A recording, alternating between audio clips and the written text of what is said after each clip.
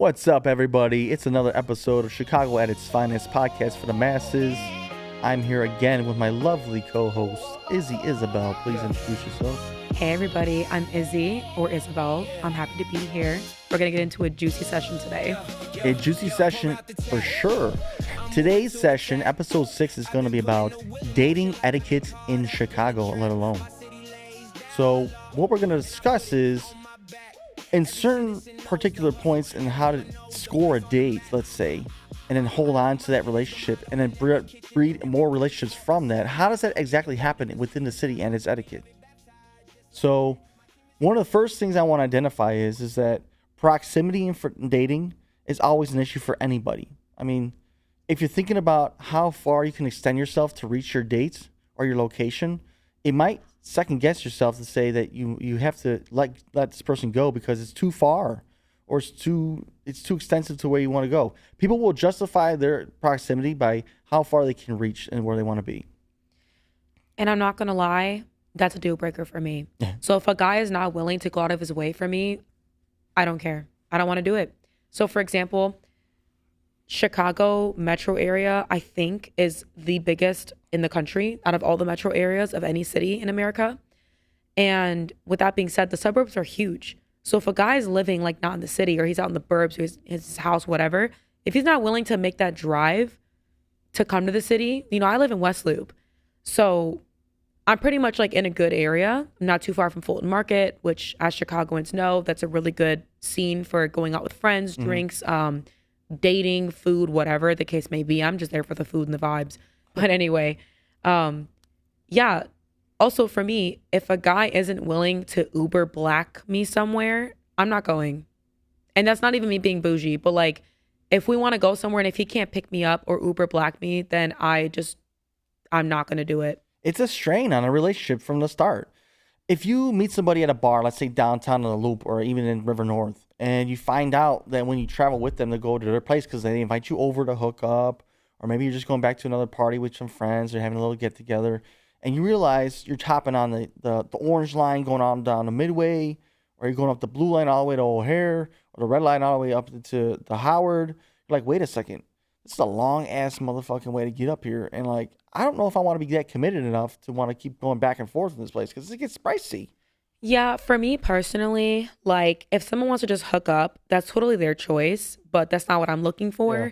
So for me, I would never want to just go to their place. I feel like I would just want to meet them out instead. Like I'd rather go out for dinner or like do an activity or go on a boat tour out of Chicago or just cruise around, like literally anything but going to their house. It's actually quite hard dating as a model because people will meet me and have one conversation and be like, wow, I really like her, but then not ask anything about me. They literally know nothing about me. Like, you like the idea of me. So with that being said, for me, dating, again, I'd rather go out to a place and not to that person's house. Yeah. Yeah. I also don't like when they know where I live either. It depends on the vibe. Like not from the start. Yeah. If I can see me being friends with them and if they're like super respectful, maybe, because I do think my apartment's very secure. But most of the time I don't give them my address. Yeah, I like to play this rule where I have the neutrality order. And I don't go to your house. You don't come to my house. We meet in neutral territory. Bars, clubs, restaurants, venues,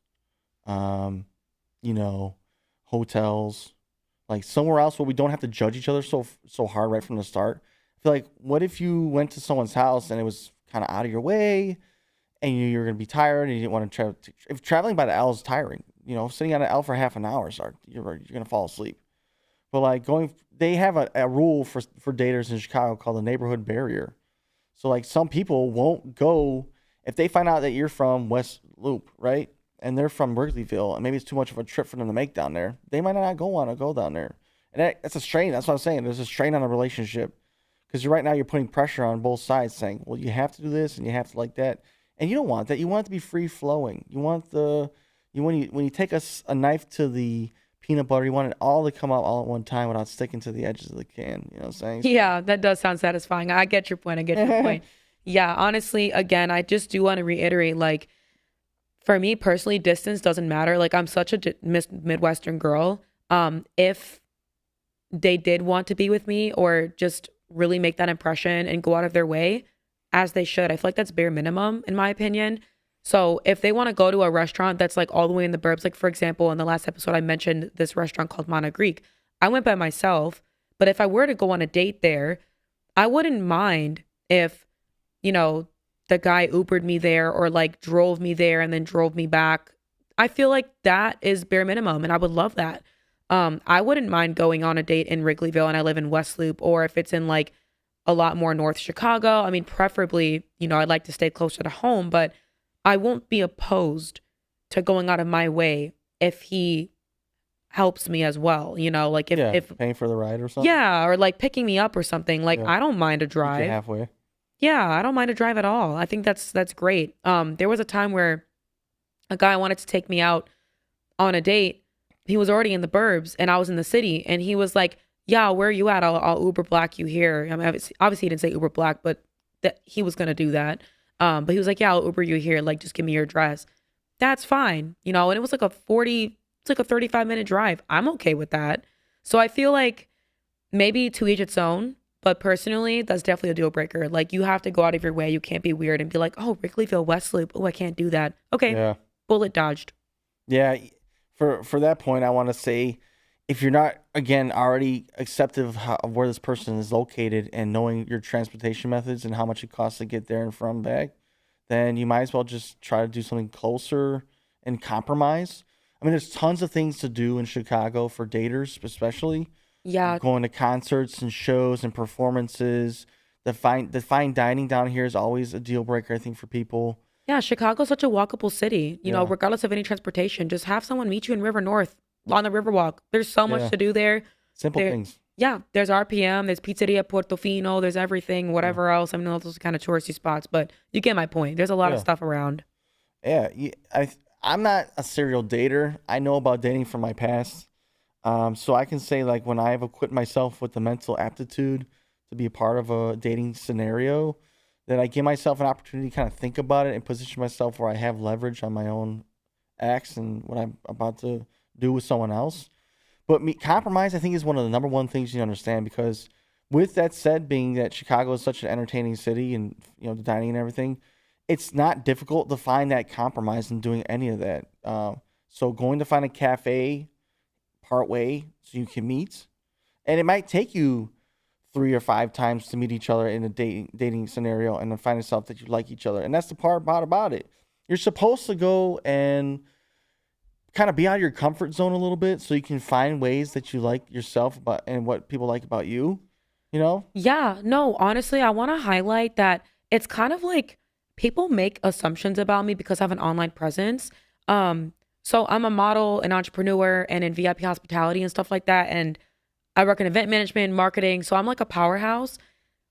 People are attracted to that. They're like, "Wow, this girl's like multifaceted. I want to go out with her." But I don't like when people judge off of social media. So it's just, I like to naturally meet people, and I'm really humble. Like, I don't say a lot about what I do. I like to let the person that I'm with talk a lot. And then I kind of like gauge the conversation from there. But I do appreciate Chicago, where like you can meet people in real life. I'm not really a dating app kind of girl. And although I have a presence on social media, yes, that's a part of my job and it helps me get clients and visibility. But I don't use it in a way where I'm like seeking validation or like looking for people on there. Like I would never, you know. So I do like Chicago, how you can meet people in real life. And I appreciate when people who are in the dating space don't look at social media and they're like, "Oh, this girl must, you know, not care about this or must only love this because based on what I'm seeing." Like, you actually have no idea who I am. Yeah. You know, like, have a conversation with me, get to know me first. You know what I mean? You got to ask the right questions. Yeah, ask me questions. I'm such a curious person. I'm such an intellectual. You know what the best part about picking a compromise is? That you find like a restaurant or a bar that you enjoy, that you want to share with them. And then at the end of the date, whether you take them home or you go home with them or you meet again, they tell you how much they enjoyed your pick. You know, they're telling you, "I can't believe you took me to this spot. This coffee is so delicious." And you're like, "Well, yeah, that's why I picked it." So now you remember you remember this place, and you'll probably come back again, either by yourself or someone else with me. And 2, you like me for it because I recommended it. Right. Therefore, it's a score. It's like a good point. Yeah, places and things do remind me of people. And I like to be like that. I want to make an imprint like an impact. I mean, same thing. And I like to connect with people. on a really deep level. So I'm really intellectual. I like cannot stand a conversation when I'm going out with someone and it's just like super surface level. Like, I'm going to be dramatic. Tell me your fears. Tell me your goals. Like, what are you about? What do you like? What do you not like? Yeah. Not about like, I'm just a really curious person. I also love to learn languages. So I'm currently learning Greek and Turkish. So I've been like involved in a lot of Greek stuff lately and like Turkish stuff. So with that being said, yeah, it's just super fire. Like, I'm trying to be a polyglot. So I know Italian and Spanish and English, obviously. But I like that. And I like to connect with people with different cultures too. And I like to immerse myself. So I like to get to know people. And another thing that's kind of like buggy about me with dating is like, although I'm a powerhouse and I do cool things, like I work in the F1 paddock club in the Global Partner Suite, which is like the most intense suite you can work at. And I'm really well under pressure. Like I work amazing under pressure. And that's what I love to do. I'm naturally good at that. But I don't want like, I want to be with a guy who sees that and is still masculine enough to like not feel weird about it. Because I don't want to come off as masculine. I value being a feminine woman. I'm pretty traditional actually. So when I'm with a man, of course I like to actually like take that step back and let him lead, you know, and then I'll just do my own thing. But it's kind of hard nowadays.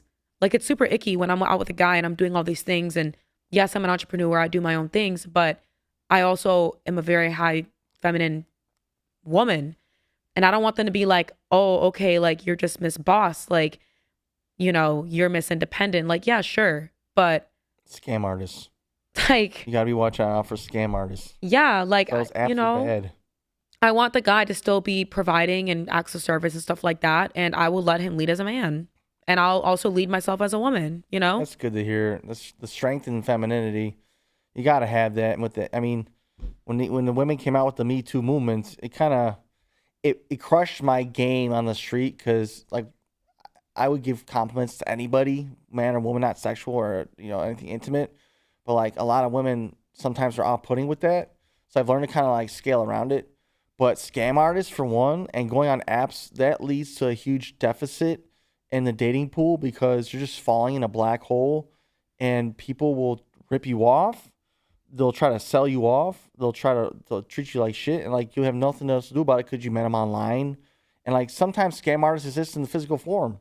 People who just want to go for a hookup, and then people who aren't mentally suited to like feel rejection, so they have a hard time listening and accepting the fact that maybe they weren't the choice for the woman. Like, what if they went to that compromise and the woman's only thing was that she liked the amount of time they spent but didn't want to do anything else? A lot of people can't handle that rejection. They don't know how to process it. They don't know how to make the positivity out of the negativity. Right. That might have not even been negative in the first place. Right. There's a huge chance that 9 times out of 10, all the dates you go on, those 9 times are not going to succeed. Yeah.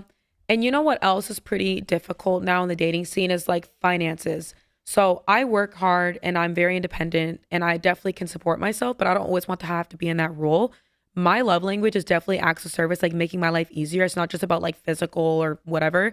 So for example, what really impresses me is when a man like trusts me and is just masculine. And if I'm like, oh my gosh, I'm super busy, I need to get my hair and nails done, or he just makes it easier for me. He'll like pay for me to get my hair done and set me up to get my nails done. Like that's my love language because I work so hard.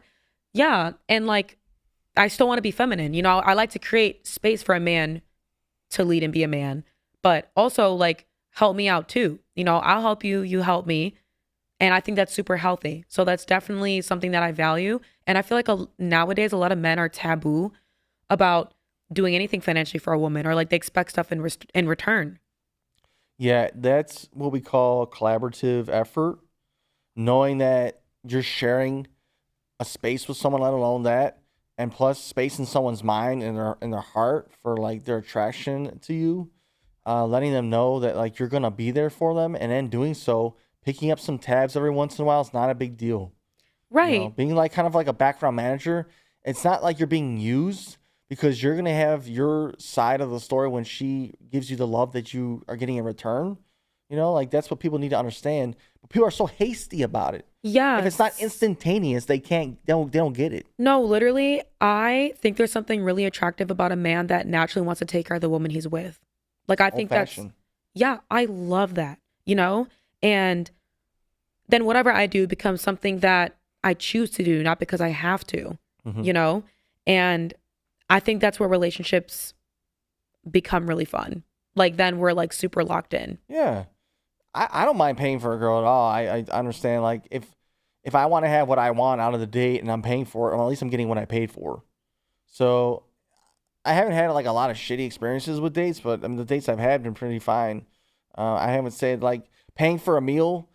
You just have to understand, if you go on 3 dates and you pay for the meal every 3 times, you can't keep telling yourself it's their fault because you set up 3 dates in a week. So you're spending your money. So like that's what I'm talking about. People who are not registering in their head, like maybe you should do a date a week so you can recoup. You know, Yeah. and then you can keep doing that old fashioned style of dating and like get back into the mix. I personally feel like if you can't afford to pay for a date or the girl's nails or something, you need to be looking at different jobs. Yeah. Like, or you shouldn't be dating. Job security is number one.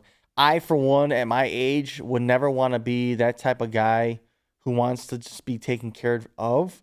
I mean, let's say you make $50,000 a year, okay? And you hard work, but you meet a girl that makes 6 figures.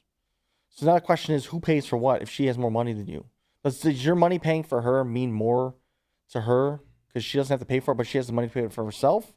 Or does she just subtract all that because she thinks you're just overdoing yourself and you can't afford it? I feel like personally, if you're going and dating and you're only making that much, make sure you have enough saved to do that. Because I just don't think the woman should pay. Now, I will say, there was a point in time in my life where I definitely played the wife role too early. I was in a relationship like many years ago, and it was like a really long relationship. And, you know, we were young, but I was definitely playing wife. And I would like pay his rent sometimes. I'd pay for his groceries. My family would help him pay for groceries. And like, we really went out of our way to do things for him when he didn't have the means. And because I had love for him, I was that ride or die type of person, and I would do everything I could to support and help him. But as I got older, I'm like, okay, let me not willingly put myself in a situation where like I have to provide basically for a man financially, mentally, emotionally, all that jazz. And I understand, you know, especially in a marriage, like I'm definitely a wife and loyal person naturally.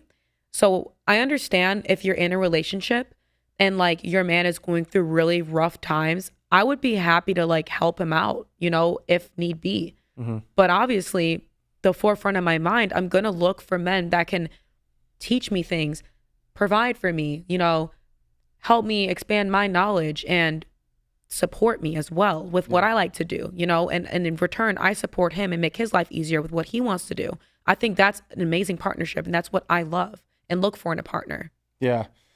For me, and if it gets to the point where you start sharing an account and you have like a dual credit option where you're sharing an account, you have a like checking account or a savings account you'll share. And that's the point where I need to say that if my life is not in check by that point, then I need to get out, because if you're not willing to adapt financially and fiscally responsible and responsible for someone else's emotions and the care for them, then you shouldn't be doing anything except looking for a random hookup, because there's no need for you to get into a relationship with someone and make mistake and mistake and mistake after mistake and then have them cover it all up for you so you can get out clean. Right. I am very wise at a young age. So I'm 25 right now, and I've always been an intellectual. All my friends are older as well, and everyone calls me an old soul. So I don't know how, but I've just been super in love with psychology. And again, I'm a people person and client facing. So I love to understand the way someone thinks. And because of that, at a young age, I kind of developed that and understood it a long time ago. And obviously, I'm still learning. We're always still learning. I have a lot to live still and understand. But from what I know, I definitely think it is the most responsible thing and the most emotionally mature thing that you do not get yourself in a relationship to benefit yourself, because that is so selfish and so wrong. One-sided. It's so one-sided. I literally was going out with some girls in Miami, and one of them had an entire boyfriend, and she was on FaceTime with him, and the way he was talking with her, he was so in love with her, and she talked so well about him that he's like perfect. But then once they got off the phone, she was talking with me and she was like, he's too perfect. I want to mess around, but I don't want to lose him because he's so good for me. Ooh. And I'm like, girl, I told her to break up with him so fast. I was like, girl, please. Like, that's bringing your aura down, 1. Yeah. 2, that's so unfair to him. And that is just not cool. I'm a big believer in good and bad karma. I don't believe in cheating. I think it's going to bite you in the ass and it's going to come back around to you. Like, whatever's in the dark will come to light. So I definitely think with that being said, you shouldn't be shysty or wronging your partner. Just be a responsible adult. And no matter how hard it hurts, cut it off. Yeah. Like, initiate the breakup. Mm-hmm. Be honest. I'm such an honest, direct person. Like, I don't beat around the bush ever. That's something that I like about myself. I don't know. I'm not into astrology like that, but everyone tells me, oh, you're such a Sag. You're such a Sag. And I'm like, whatever that means. Okay, cool. Ooh, I'm a Sagittarius. But I'm really bold and direct. Like, I'm very confrontational too, in a respectful and kind way when it matters or when it means something, you know? So if I don't like something, I'm saying something. I'm always the first to say something. And I'm okay with that because I love to communicate. I want us to be on the same page. And I just don't want to fool around. Like, don't waste my time. Yeah, time is of essence. And it becomes a ticking clock if you get into a bad relationship before it melts down. You don't necessarily want to get into every person you meet. You don't necessarily always want to get in between them and their life. So being that I'm a male, I want to learn about a female, right? If I'm interested in a female, I want to learn about you, but I don't want to step into puddles of your emotion that I keep not just finding wrong things about myself for you, but wrong things yourself for me. And I don't want to keep tiptoeing around things because I might not necessarily want to see you that way.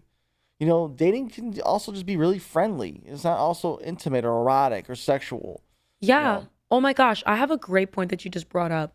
So I actually don't know how to describe this well, but I'm going to do my best.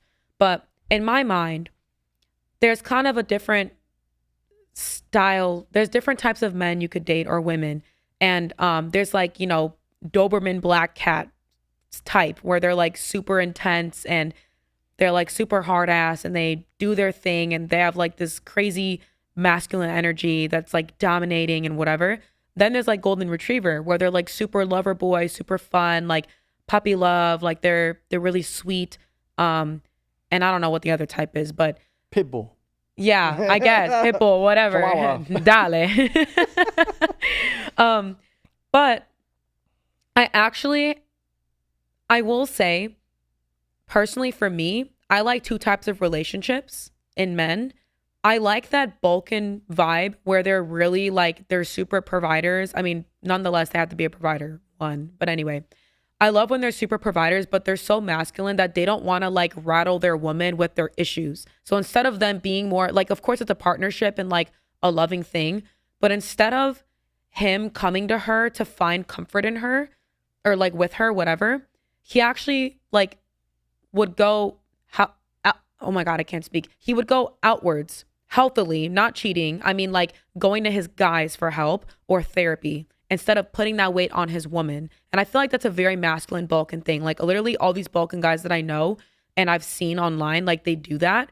And I'm like, wow, that's actually really cool. So instead of it being like a best friend thing where you're like hurting when your partner's hurting, they want to protect their woman as much as possible and they like deal with their shit. Or I mean, of course the woman's going to hurt too, but like she's not going to know all the deep, dark stuff that he wants to deal with. And I actually admire that. I think that's cool. On the flip side, I do like a best friendship in a relationship. So like you guys are going through some shit together and you're getting through it together, which is nice. And I've done that, but in an unhealthy way, like in past relationships where like it brings me down too. So it just depends. If it's in a healthy way, I'm happy to be there for my partner as much as possible because I will go there and I can go there. Yeah. But I also do like in a man where he like handles his stuff and tries to make it as soft of a life as possible for his woman. And she's still there for him. You know, she's still supporting, but she just doesn't need to know all the extra details. And I'm actually okay with that. Sure. You know? Makes a lot of sense. Yeah. I mean, that's why Chicago has so many things for people to attach themselves to. Going to like sharing interests and likes and dislikes going to a concert. For one, I think music, when you share the likes for music, there's just so many multiple points you can attract yourself to within that range that person can connect to you with. Um, from everything from the style of music it is to where the venue is, the type of performance it is, and then going to like upgrading. So maybe you're not in the concerts. Maybe you want to go to the ballet, the Joffrey Ballet. Maybe you want to go to Lyric Opera House. Those are still good date things to do. They could set the tone to be any kind of date you want it to be. Saying so, like food for me is like I'm gonna blow my load here, but like food for me is the number one thing I'm gonna do. Like I ask a girl on a date, I'll be like, listen, we're gonna get something to eat because I need to know how you eat, what you like to eat, what do you want to eat, and all the things you know how about to eat. Right. And that's how I attract myself to you, and that's a good thing to do. And it's also a preventative. It puts a plateau of like guard in between you two because there's still some personal space left. Absolutely. It's not completely intimate. Right. And like Chicago's good for that because there's so many a multitude of things to do. Like exactly. Chicago is such a great city for that. I was just gonna say you brought up some great points. Like you can go on a river cruise, you can like do a workout date and like walk the lakefront trail together, go ride bikes together, you know, go to the ballet thing, the Joffrey Ballet, do concerts. I mean the museum, like there's just so much to do. Chicago. If you think like an intellectual and you actually put yourself forward so someone else could see maybe a weakness or two or some kind of interesting fact about yourself, that makes all the matter when it's time to make a decision at the end of the date. Yeah. I mean, it might not be mean you're scarred. Doesn't mean you're thrown away. Doesn't mean anything you're ending your life or anything. It's just you have to find a balance in how you make these compromises and then how you stretch yourself past those compromises because you're putting forth the effort to do it. So why not do it so you can understand why you're doing it, why they want to do it. Right. I do appreciate being with an intellectual too. Like you need to meet me on that level. If there's no intellectuality, I can't do it. Like I cannot do a shallow person. And I do think in Chicago, it's such a diverse city, which I really appreciate. Because I feel like dating in Miami would be so difficult because it's Miami. And like, I mean, yes, there's a diamond in every rough, but Miami's a very flashy city. Everyone dresses super, super nice. And like, if you literally can't find a guy who has that loyal mindset that like wants to be with a person and like have their eyes on one person, it's so easy in like Miami or New York that you'd be like, oh, well, there's more fish in the sea, whatever. I feel like in Chicago, it isn't as much like that, you know? Like it's kind of a small community. Fish in the lake. Yeah, fish in the lake. There's not much fish in the lake here.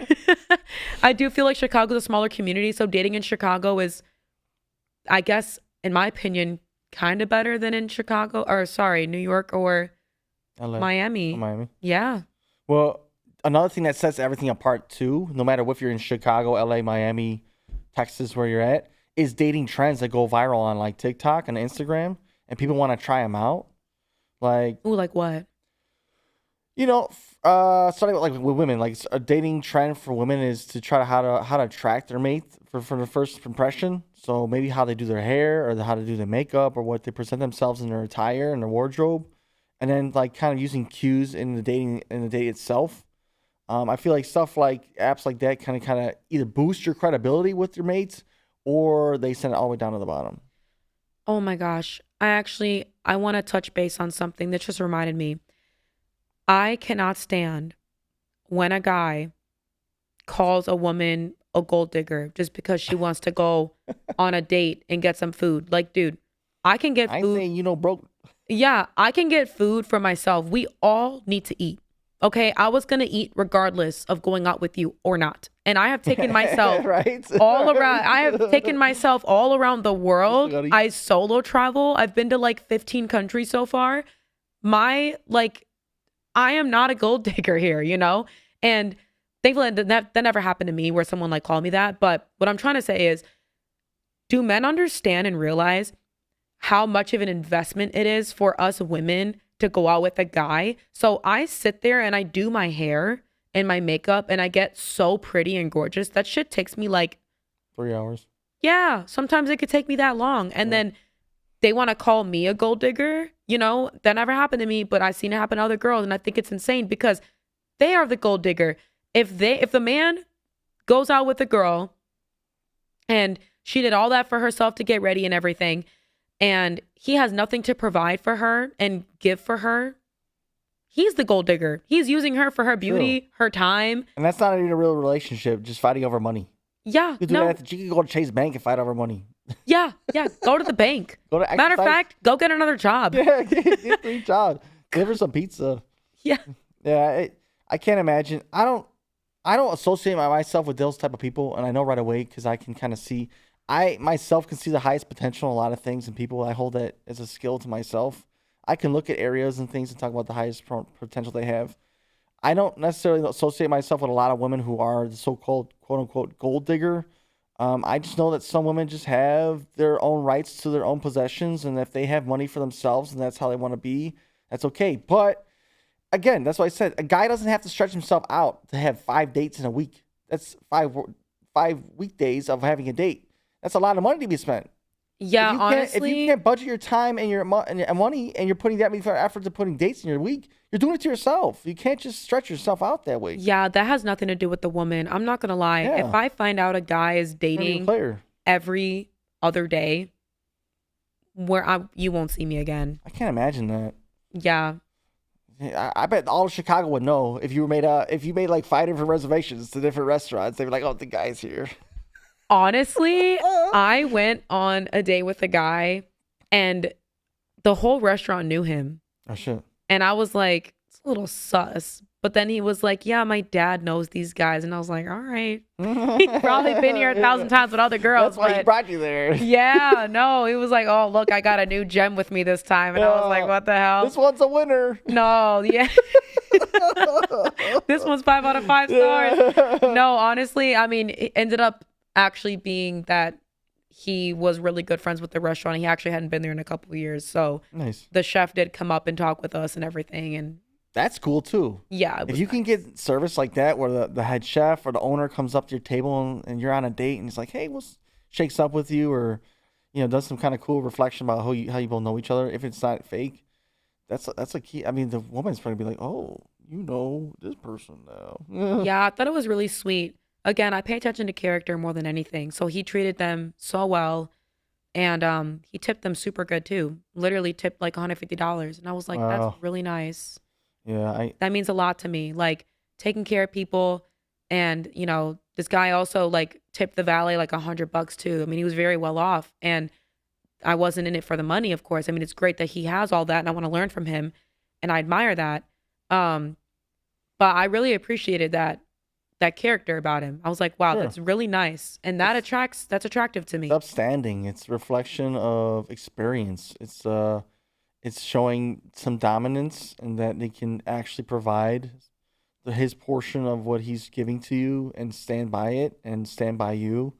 So ultimately in Chicago, we have some separations that we put out there to kind of zone off reasons and why we do things the way we do. So if the L train is too far to take back and forth, maybe this guy stays back. If the neighborhood is too far to drive to, maybe she stays at home. So dating in Chicago and dating all together is also a strenuous activity. It's financially hardships. It's time. And it's also, you can't keep going into dates going, I know the same thing I did yesterday. Like, girls want to hear different stuff they're being told. They want to hear why you think this girl should be with you. Why do you think that we should set up another date? Why do you think you should be telling me anything if it's not smart? Yeah. You can't just dumb yourself down because you're spending money. You still have to be a human being. Yeah. One thing about me, I know my future man would never get bored of me. I'm so multifaceted. Like, I'm doing crazy stuff all the time.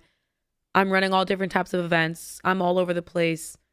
But if we're locked in, we're locked in, And I feel like I kind of want the same in a guy. Like, I think it's so cool when you're with a guy and he has like his hands in a lot of buckets, but he still makes time for you. And he still communicates with you pretty well. And you learn a lot from him. Like, I don't want someone who's complacent, I want someone who like can do a lot of things.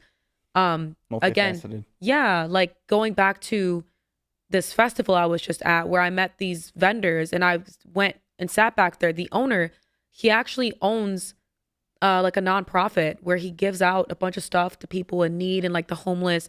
Then he runs his restaurant. Then he has something else going on. And I'm like, That's fire.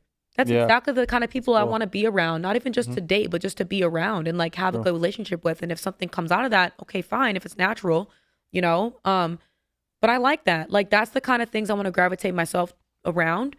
And that's honestly what naturally comes to me too, because I am that same energy. You know, I do a lot of stuff. I'm not complacent, but I'm also loyal and a cool person to be around. So I appreciate that in return. And it's kind of hard to find that in return. Yeah. If they're a good person, you know? You need that balance. I think that's what we can end on right now in the summary of this episode is that whether you're dating in Chicago or a suburban town or a village somewhere or maybe a different state or a different country, that no matter what, there's the same etiquette that goes for a lot of different dates and dating pools is that you need to find a balance. You need to balance yourself intellectually, financially, with timing. You need to find yourself to be balanced, that you can stretch yourself past the point of your comfort zone and then come back and analyze what you've done and who you've been with. Yeah, and have some fun with it too. Have fun. Relationships are work, no matter what. It's always going to be awkward. Relationships are hard work. Okay, they take time. You need to be able to tell yourself that you're doing the right thing by doing the right thing, and that you know, if you don't see that reciprocation right away, then you need to give yourself the time to say maybe this is the right or wrong thing to do. So Right. Yeah, dating in Chicago is not as bad as you think. Try it out. Go to a bar, meet somebody. Go to a nice lobster bar. I don't know. lobster bar. Lobster bar. I want to go to the lobster bar. Rolly Tavern has a nice lobster bar in West Loop. Nice, West Loop. That's where it's all at. That's where all at. Well, thank you for tuning in for another episode of Chicago at its finest podcast for the masses. We will see you next time and have fun. Yes, it was such a pleasure. This was a great episode. So see you guys next time. For tourists to drive in and say hi. We hold the best parades on holidays and festivals. Holla hooray! You cannot beat the taste. I need more of you, like I almost forgot where I am every day. The city I love, in the city we pray. We don't wanna be covered in violence and blood.